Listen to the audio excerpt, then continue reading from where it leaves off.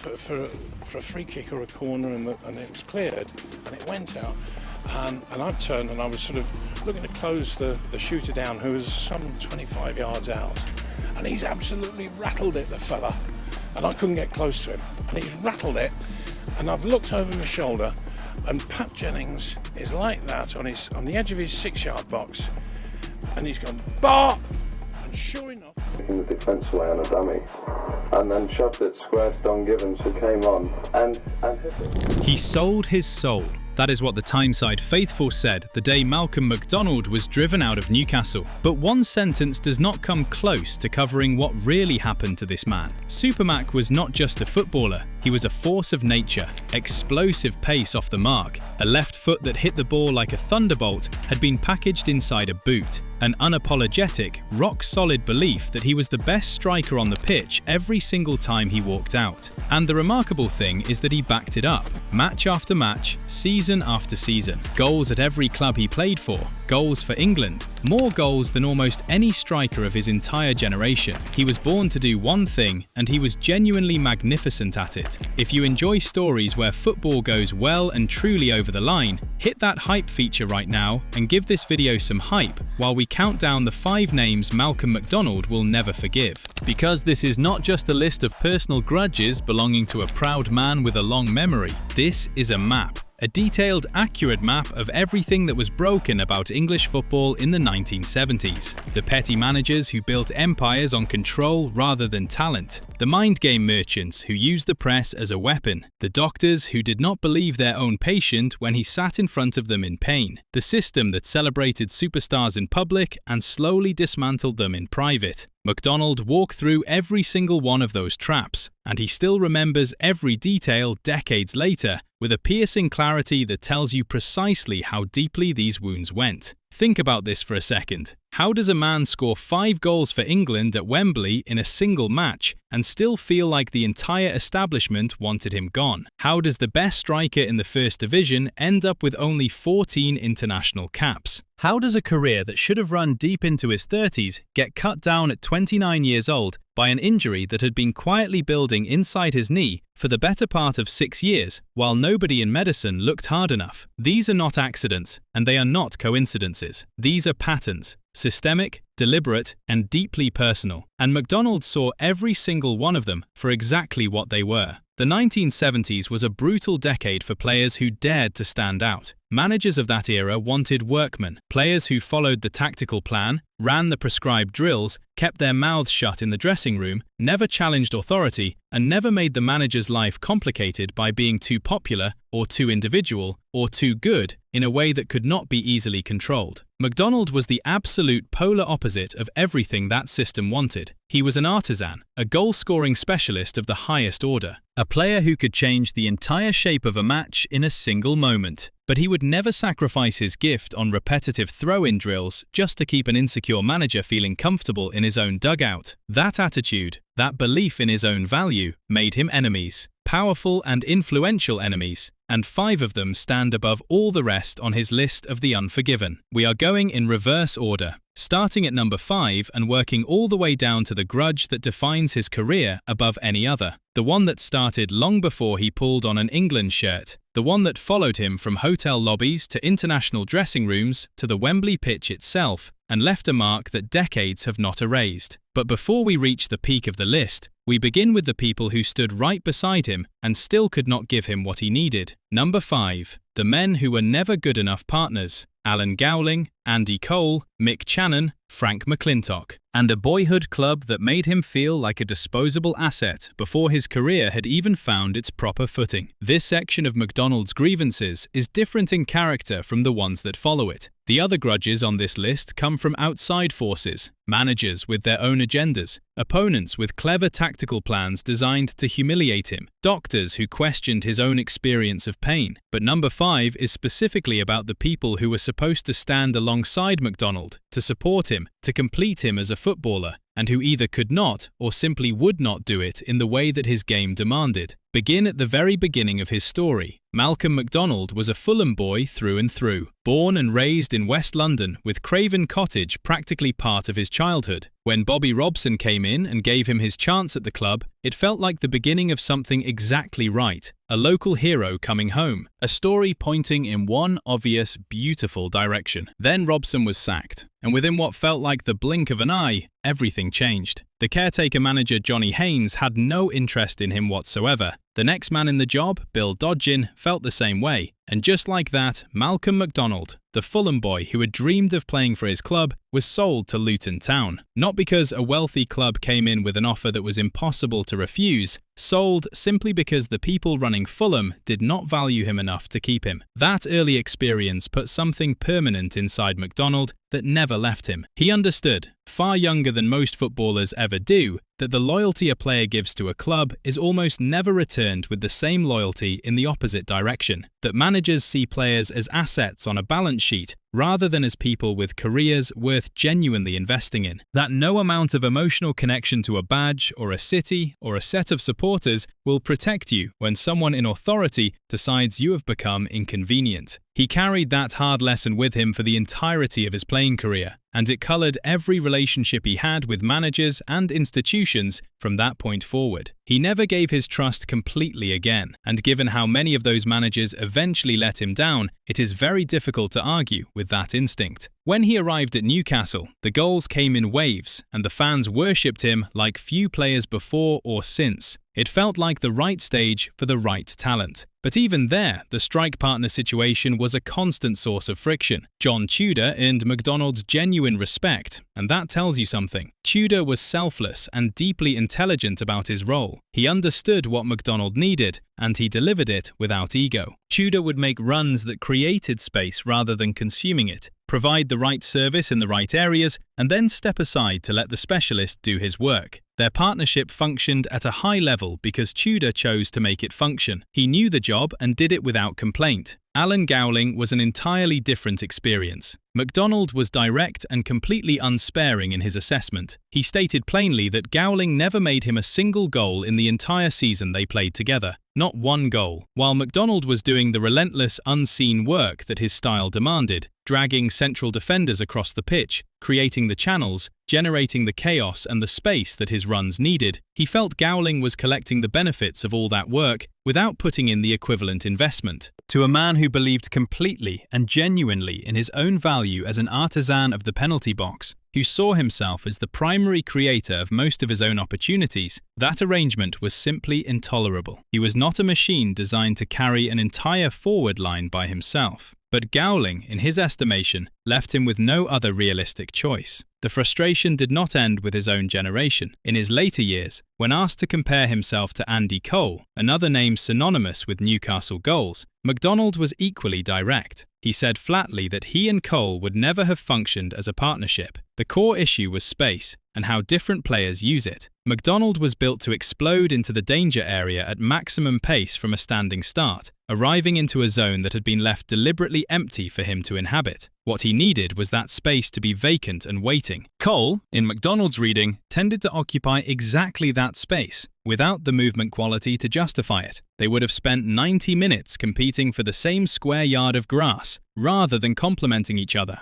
The ideal partner for Macdonald was someone built more like Peter Beardsley, a creator with vision and the ability to thread a perfectly weighted pass into the exact right area at the exact right moment. Not another goal scorer doubling up in the same territory. Mick Channon adds the international dimension to the grudge. Channon was a genuinely effective and professional footballer who operated very comfortably inside Revie's England setup. He was the manager's kind of player, reliable, system compliant, never likely to cause scenes in training or confront the manager in front of teammates. In Macdonald's view, that is the entire explanation for the gap in their international records. Channon accumulated 46 England caps over his career. Macdonald finished with 14. 14 caps despite being among the most prolific scorers in the First Division, season after season, during the peak years of his career. That gap does not reflect quality. It reflects the politics of who was and was not inside the manager's circle. And Macdonald carried that knowledge like a constant bruise. Frank McClintock adds one final dimension, a genuine and deserved legend at Arsenal, the captain of the 1971 double-winning side, a man who had earned every bit of his reputation through genuine achievement. But by the time Macdonald arrived at Highbury, McClintock had moved to Queen's Park Rangers and positioned himself as a vocal critic of the newer Arsenal. He was the voice of the old guard, the disciplined winners of the early 70s,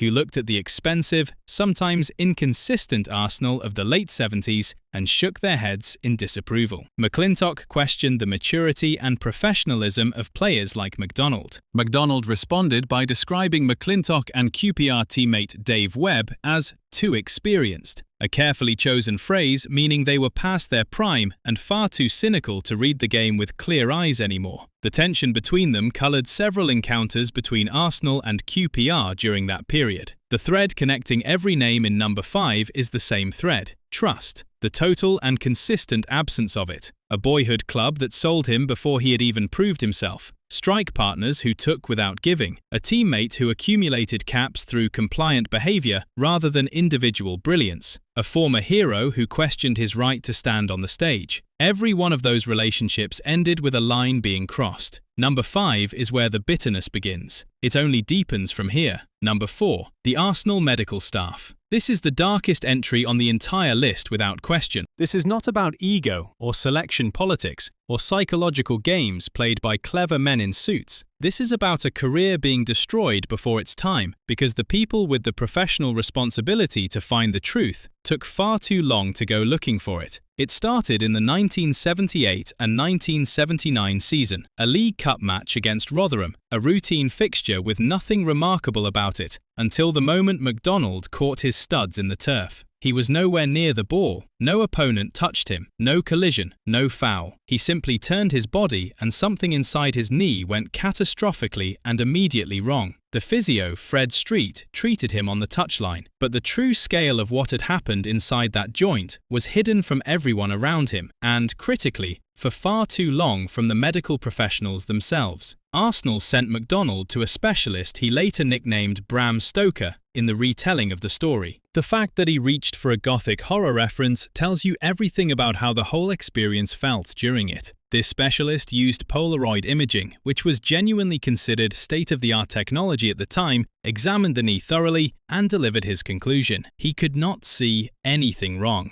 Nothing. Here was a striker who could not straighten his own leg, who was in continuous and significant pain, who could not complete a training session or play a competitive match. And the specialist reported that he could identify nothing abnormal. What happened in the aftermath of that diagnosis was the part that cut deepest, because once the imaging came back clean and the physical examination found nothing obvious, the medical staff around Macdonald and Arsenal's own surgeon, Nigel Harris, began moving toward a different kind of explanation. The suggestion emerged that perhaps the problem was psychological in origin, that Macdonald's inability to play was not rooted in a genuine physical condition, but was happening in his mind, a mental response, an imagined pain. Here was a man whose entire professional identity had been built on his body, on the power, speed, and absolute reliability of his physical capability. A player who had never once been accused of lacking toughness or dedication, and the people paid to protect him were suggesting he could not accurately report what he was experiencing inside his own knee. That is not just medical incompetence, that is a very specific kind of betrayal. Macdonald felt it as a direct assault on his fundamental character. The months of doubt were deeply traumatic in a way that went far beyond the physical injury itself. The truth finally came when Nigel Harris performed a proper exploratory operation. What he found inside that knee was extraordinary and terrible. Growing through the joint, zigzagging back and forth like a snake working through dense material, was a 14-inch growth of calcified gristle. 14 inches, not a small fragment from a recent knock. Not a minor complication from one bad tackle. A 14-inch calcified mass that had been developing silently and consistently for years. The root cause traced back to a knee operation at Newcastle in 1973. Surgeons there had removed interior cartilage, but had failed to seal the attachment point where blood flows into the cartilage. Blood had been pumping into that knee for 5 years, slowly and continuously hardening into this enormous growth. The full picture was devastating in every dimension. The original negligence occurred in 1973 at Newcastle and was never identified. It grew undetected for 5 years. When Macdonald first showed clear symptoms in 1978, the Arsenal medical response was to doubt him rather than urgently seek the cause. By the time Harris went in properly and found what had been there all along,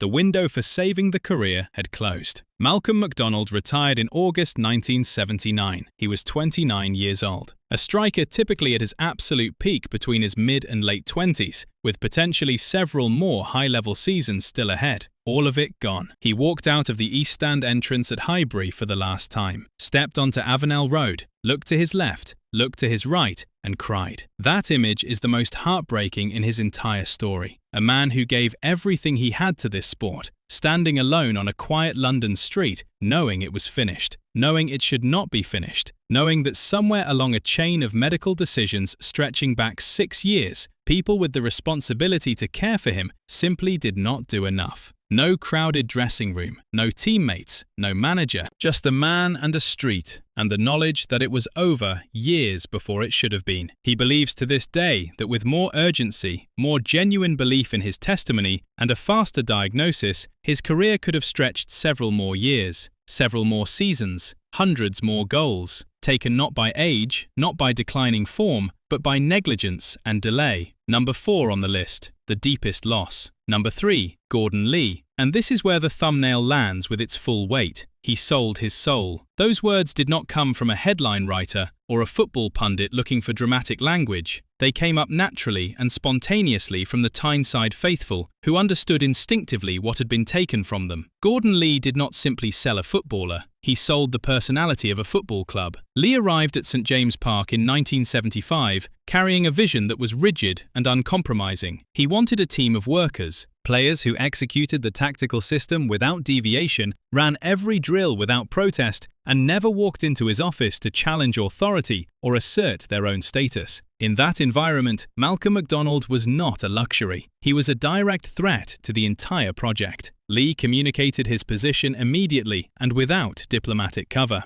He told the press, and he told Macdonald himself face-to-face, that he wanted a squad without superstars. The message was not subtle. You are welcome here only if you stop being who you are. Training made the conflict impossible to hide or resolve. Lee's sessions centered on repetitive, mechanistic work, throw-in practice, positional shape drills, the repetition of basic mechanics. To a man who had scored 49 league goals in 1.5 seasons, who had just shattered an England record at Wembley, being made to practice throw-ins was not a coaching method. It was a demotion dressed up as a training session. Macdonald made his feelings known. Lee responded by telling the media that Macdonald would never be a good professional. Not difficult, not resistant to change, never a good professional. Full stop. By 1976, the decision was made and the sale was executed. Macdonald went to Arsenal for £333,333.34, a specific and enormous fee, a number that on paper sounds like recognition of extraordinary value. In reality, it was a manager cashing in his best asset to prove he could do whatever he wanted with the squad. Lee was announcing that his authority mattered more than the club's chances of winning. He preferred to start again with workmen than to manage the most dangerous goalscorer Newcastle had possessed in years.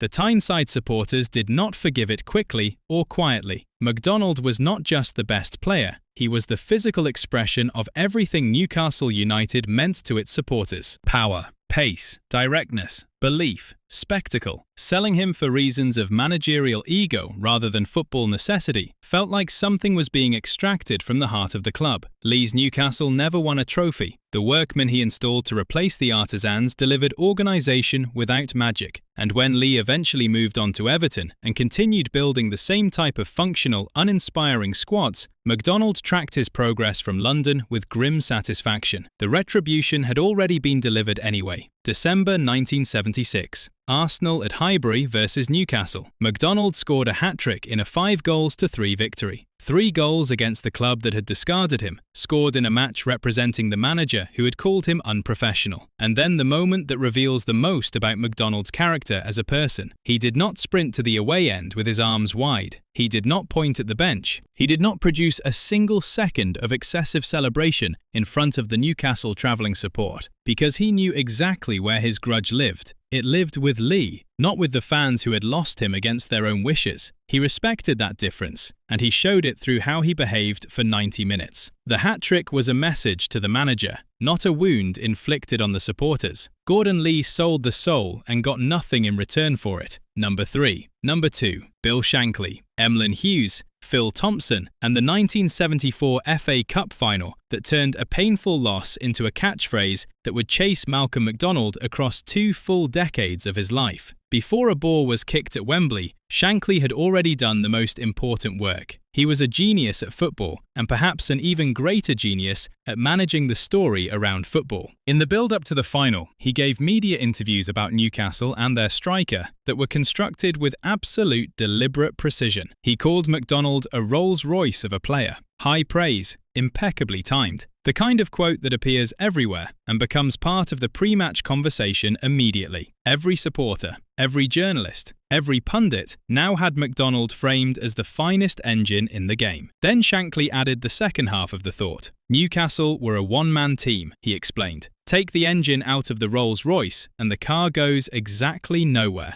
With those 2 sentences, Shankly had simultaneously elevated Macdonald to mythic status and identified him as the single point of failure for his entire club. Every Liverpool defender now knew, before the team bus had even arrived, where their focus needed to go. Every journalist in the press box had their story already half written before kickoff. If Liverpool stopped Macdonald, they stopped Newcastle. If Newcastle lost, the story was about one player failing the occasion. Shankly had set the frame and handed Liverpool the key. The match was a tactical suffocation from Liverpool's first minute. Phil Thompson and Emlyn Hughes executed the plan without mercy and without hesitation. Macdonald was given no room to accelerate. No channel opened up for him to attack. The service dried to almost nothing, and when it arrived, it came too late or too high or too close to the defenders, who had been told exactly what they needed to prevent. Liverpool won 3-0, and it was never particularly close. Macdonald, who had spoken with real public confidence beforehand, came out of Wembley as the central figure in a story about a superstar being silenced. The very confidence Shankly had publicly celebrated in the build-up became the stick used to beat Macdonald in every post-match report. You cannot win that particular trap once it has been set. Results fade. Great teams beat lesser teams all the time, and the best thing you can do is accept it and move forward. But Emlyn Hughes decided the 1974 final was material he was not finished with. For years after that afternoon, he repeated the same line in television interviews, after dinner speeches, and public appearances, with the kind of easy confidence of a man who knows his best joke. He still had Supermac in his pocket, every time, with the same grin to the same audiences. Macdonald found it almost impossible to let go, not because of what had happened in the match itself, but because of what the phrase was doing to reality.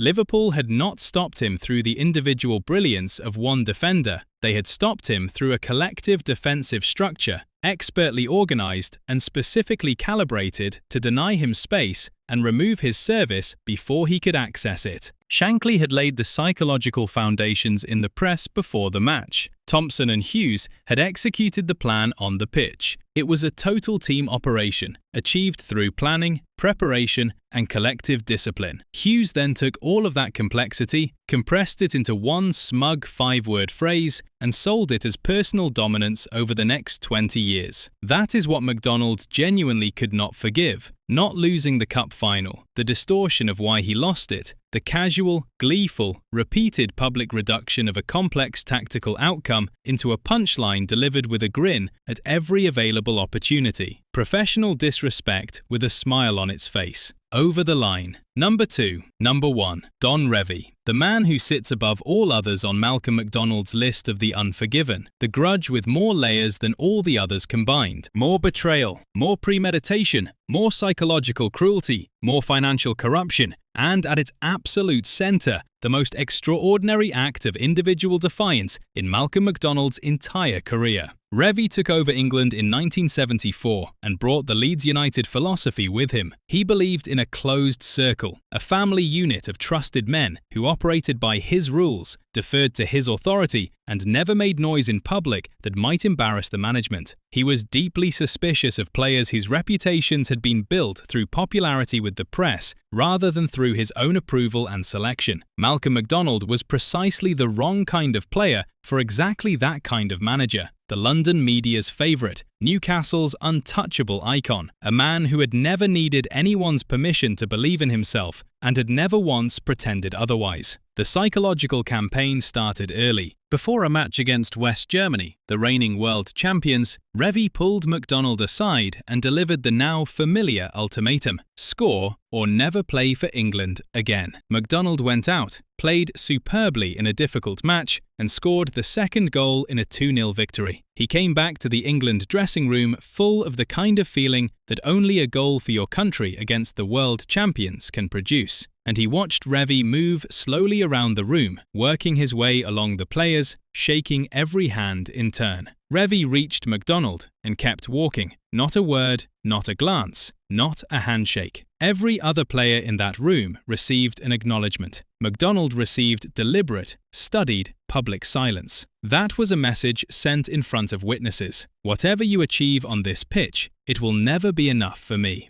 April 1975. Another qualifier. Cyprus this time. Revie had been forced to select Macdonald again because the media pressure made any other decision politically indefensible. He had been one of the leading scorers in England. Leaving him out required an explanation nobody could produce. So Revie picked him, and when Macdonald arrived at the team hotel, Revie greeted him with a statement of breathtaking contempt. He said he did not want Macdonald there. He said he would not have selected him, but that the media had made it impossible. He said if Macdonald did not score in the match, he would never pick him again. Macdonald went straight to England captain Alan Ball. Together, they constructed what became known as the Cyprus Plan. Ball gathered the senior players around him: Kevin Keegan, Alan Hudson, Mick Channon, Dave Thomas. The objective was bigger than a victory. It was to make Revie's position on Macdonald completely impossible to maintain. Ball told Macdonald that the England scoring record for a single match was 5 goals, set by Willie Hall back in 1938. He told him to break it at Wembley. 3 minutes in, Alan Hudson delivered a floated free kick, and Macdonald met it with his head. 1. At 35 minutes, Kevin Keegan found him with a cross, and the second went in, a scuffed finish that crossed the line and needed to do nothing more than that. Early in the second half, another Keegan assist, a nod down at the far post.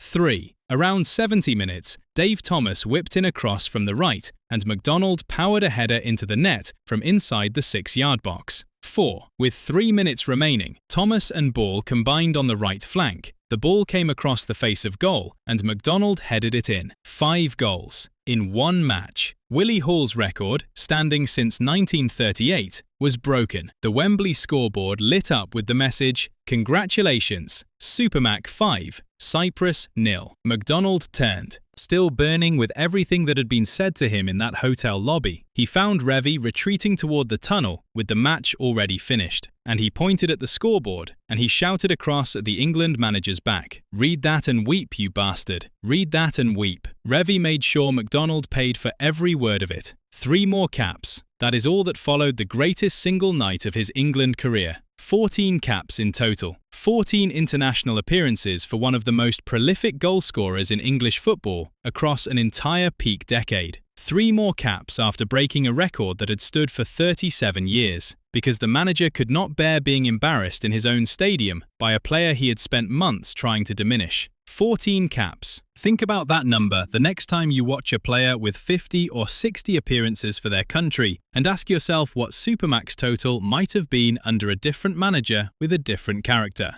And even that was not the whole story. After the match, Macdonald's agent contacted the BBC about the standard interview payment. Players received around £25 for a television appearance in those days. The agent was told something that removed any remaining ambiguity about the man running the England team. Don Revie had approached the BBC production staff and demanded £200 in exchange for allowing Macdonald to give an interview after the match. £200 raised through a collection among the camera operators, sound engineers and lighting technicians on the job that night, and Revie had pocketed every single penny of it. There it was, the complete and final portrait of Don Revie in Malcolm Macdonald's eyes. Not just a controlling and petty manager, not just a man who deployed psychological cruelty as a standard management tool against his own players, but also someone who quietly took £200 from the working crew who were there to record his own players' greatest professional night, while standing in front of cameras and talking about which footballers lacked professionalism, the full contradiction made visible. And Macdonald never forgot a single detail. That is why Don Revie sits at number 1, not because of any single event, but because of the accumulated and total weight of all of it together. The deliberate dressing room snubs, the repeated hotel ultimatums, the caps denied, the money taken, and underneath all of it, the Wembley evening that proved everything Macdonald had ever claimed about himself while exposing everything the rest of us suspected about the man standing in his way. Read that and weep. Those 4 words are the whole story and always will be. These 5 grudges together are not simply the private scoresheet of a proud man refusing to let go of old arguments. They are something more significant than that. They are a document of what English football did to a player who would not be anything other than exactly who he was. Look at each name on the list, and you see a different institution, a different kind of authority, a different type of failure. But the common denominator is always the same, a system that could not accommodate the kind of brilliance it could not control. The 1970s was shifting beneath every player's feet. The rise of the totalitarian manager was changing the game at its core. Men like Revie and Lee were building systems designed to eliminate the individual, to replace the artisan with the workman, to suppress brilliance wherever it made authority uncomfortable. Macdonald was directly in the path of all of that,